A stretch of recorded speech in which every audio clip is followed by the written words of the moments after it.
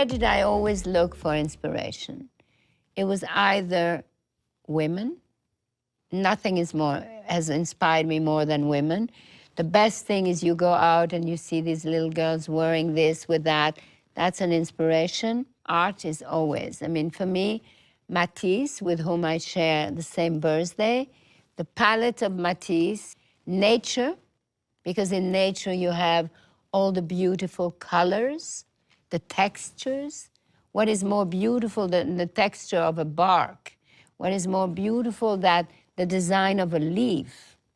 What is more beautiful than, you know, all these things, the flower, the colors, the color combination? You could never go wrong. I mean, when I first came to America in the 70s, it was a wonderful time to be young because we thought we invented freedom, because living in New York City was very cheap. So there were a lot of artists, there were a lot of creative people, there was a lot of experimental things.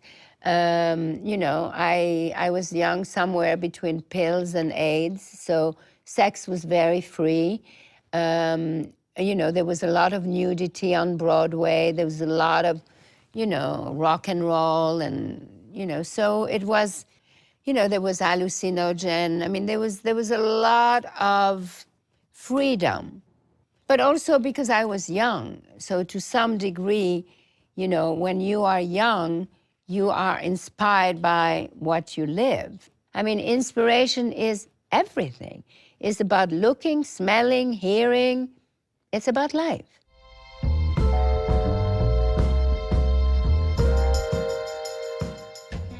It could start with a drawing, it could start with a picture, it could start with a mood, whatever it is. It's called a mood board. So you could put on that board anything that will focus and that will explain the vision that you have. And then the next thing that comes out is the color palette. And then from the color palette, then you do the prints, and then you do the styles, and that's how the collection goes. So some people do great mood boards, and some people do less great mood boards. It's important because it's a teamwork.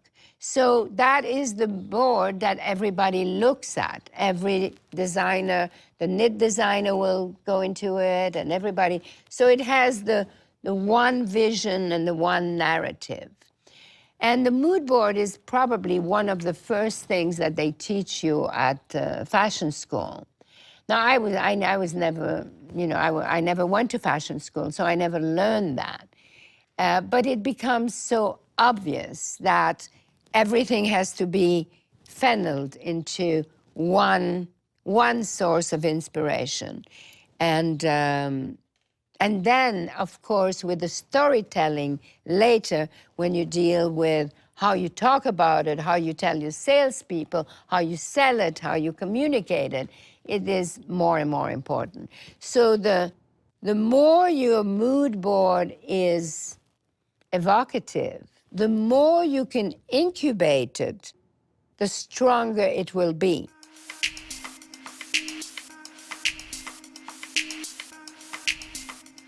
Most designers love to work on black or on white. Most designers don't necessarily love color so much. And by the way, consumers always, I mean, black is always your bestseller, everything on black.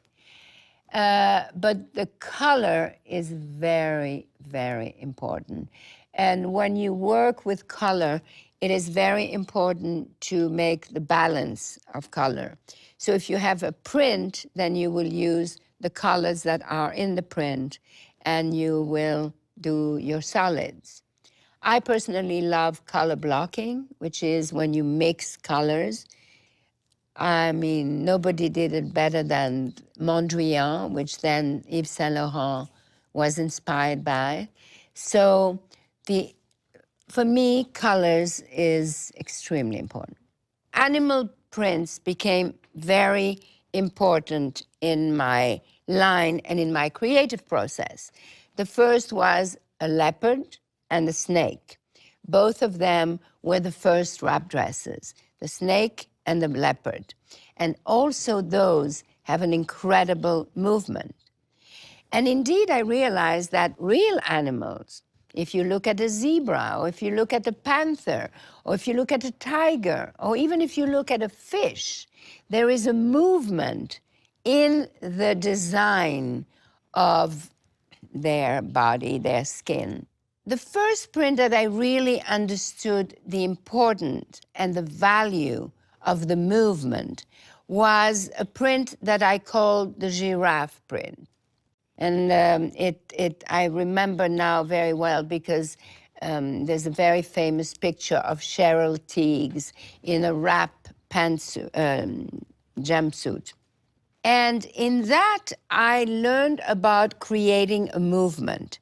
And with the movement, how you put the movement in the repeat makes it very flattering to the body.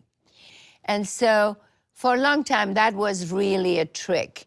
And whenever I worked with designer, I always make sure that there's a beautiful movement.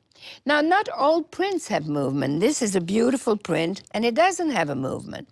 But it's a different thing because it's a geometric.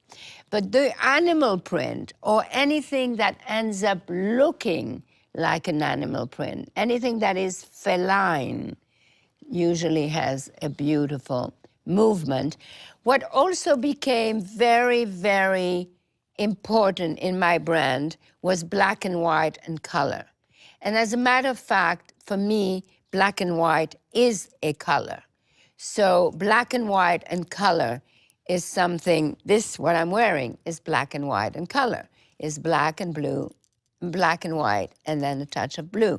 And it adds a level to the black and white. And so geometric, floral. Then you have also the prints that are whimsical. For example, the lip print, or anything that's drawn, that's slightly humorous, conversational prints. This is another style. So I very much developed through the years my own personality and my own style of prints, which you could spot and you know it's a DVF print.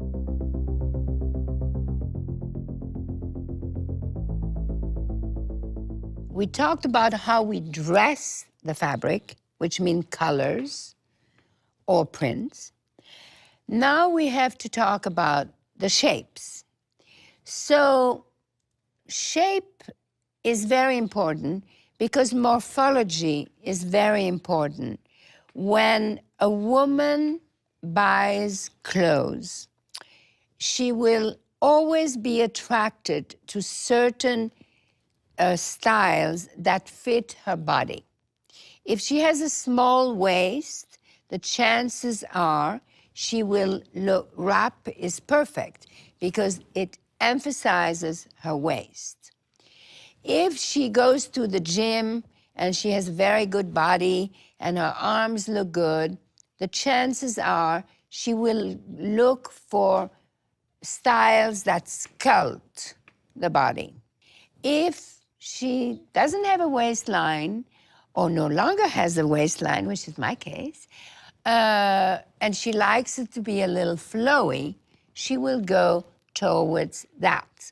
It's important for a designer to focus on that and to think about the different morphology of a woman. Now, some designers may not be interested in certain morphology of a woman. For example, the French designer Alaya, who is an extraordinary talent, he loves to sculpt the body, and he does it better than anyone, and that is his style. So the morphology is very important.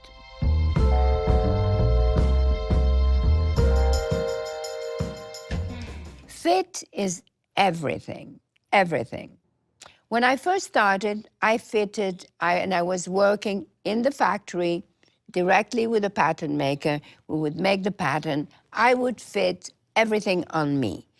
Because for me, it was the best way to know what worked. Was the sleeve too tight? Was the shoulder too close? Was the, waist too high? And that's when, for example, I decided to make wrap dresses at some point that had no waistline, so that you could cheat. If you had a high waist, a low waist, you could cheat with the belt. All of these are little secrets of dressmaking, and they are things that you learn with the pattern maker. Somehow that's why the pattern maker and the fit model, whether it's, in the case it was myself at first, have a relationship with the designer. Usually people have a fit model, and they always fit on the same model. It's very important to pick your fit model the way you want to. I mean, I personally always have insisted that designers don't take too skinny of a fit model, but had more of a slightly curvier shape. Thin, I mean, usually it's a 4 or 6, but not too thin. But every designer has a different model in mind, and they design according to that. Fit is very important, because you have the fit to make the sample, and then you make the sample, and then you show the sample, and the sample is how you show it in the showroom and how people buy it. But then you have the production samples, which is how it comes out of the factory, and that's how you have all the different sizes and how it will go to the sales floor, and that is how it will go to the consumer. And the consumer is the sell-through. So when you sell to the buyer is sell-in, but more important than the sell-in, more important than to know how big your orders are, is the sell-through. And if it doesn't fit, it won't sell through.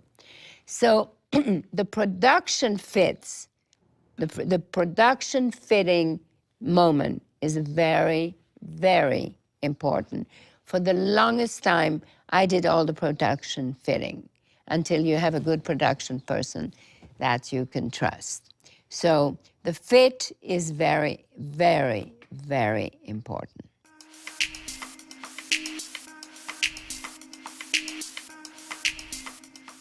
The process of incubating and creating is an ongoing thing.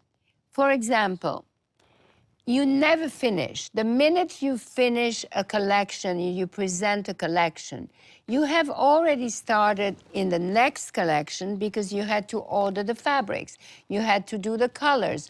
So it's an ongoing thing, which is very often very difficult for a designer because they focus on the collection and that's all they want to do, and they don't want to know what's happening next. When you are a small designer and you do everything yourself, everything is much simpler because you do everything yourself. But when you grow, you have a creative director, you have somebody. So in my very first incarnation, I was very involved in everything, but the line was very small and it was very easy. I mean, it was fairly easy. On my second incarnation, at the beginning also it was easy, and then it developed into a full collection. Then I had a creative director. I had this English guy called Nathan, and he was very, very talented and very good. And he would focus on a collection. Usually I was the one who set up the theme. But the real reason why I was setting up the theme is he was so focused on the collection that he was doing now that he did not want to hear about the next one. But the next one had to be put into work so that he would have the fabric in time. So we needed the colors, we needed the print. So I would say, for example, Russian collection. And so I would go to him and I would say, Russian, you like the idea? And so if I saw that he would agree with the idea, then I would kind of put that into work. So the print designer would start doing color palette, would start building prints and all of that. By the time Nathan would get into it, some works have already been done. So it's really a teamwork. I mean, it's always a teamwork.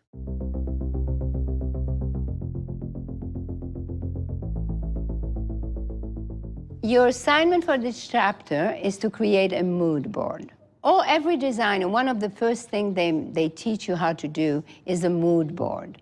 And what is a mood board? It's an inspiration wall. Imagine you have a wall in your studio or wherever you work, and you put all the pictures, all the things that sing to you. It could be words, it could be photographs, it could be anything. And that becomes your mood board for the product that you will do. So it's a very interesting thing to do. And a mood board can change. Obviously, for a fashion designer, you do a mood board for every collection. If you begin with a product, you should have a mood board, not just for the product, but also for the brand that you're trying to do, for the person, for what you are trying to do. Sustainability is important, so you will have nature. Whatever is important to you. And it's very important for you to have that mood board, to photograph that mood board so that you can put it in your book. And also, that mood board can change. So mood board, keyword.